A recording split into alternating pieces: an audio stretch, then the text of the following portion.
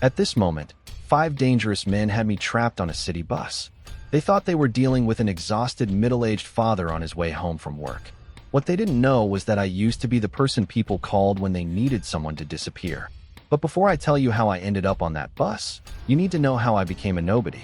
My name is Hutch Mansell, and from the outside, my life looked painfully ordinary. Every day followed the same routine.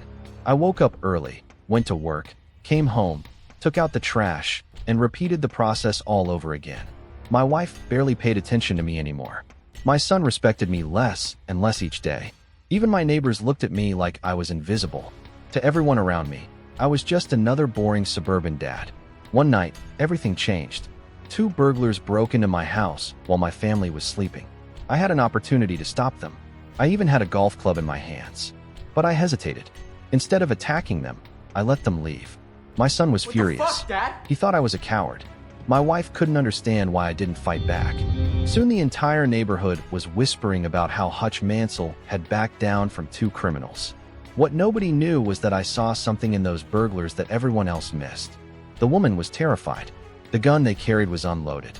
And most importantly, I knew exactly what real violence looked like. Unfortunately, that explanation didn't change anything. The respect I still had from my family disappeared almost overnight. Then my daughter revealed that her favorite kitty cat bracelet had been stolen during the robbery.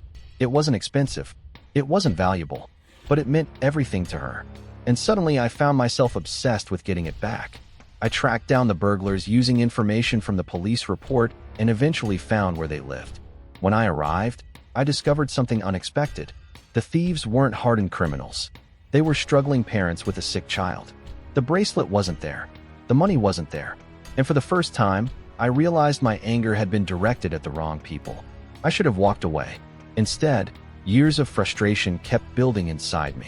On my way home, I boarded a city bus. That's when a group of drunk and violent men climbed aboard. They immediately started harassing passengers. One of them threatened a young woman. Another began intimidating everyone around him. Nobody stepped in. Nobody wanted trouble. But something inside me finally snapped. For years I had buried a part of myself that I never wanted to see again. Now it was waking up. The men surrounded me. They laughed at me. They thought I was weak. They thought I was harmless. They were about to make the worst mistake of their lives.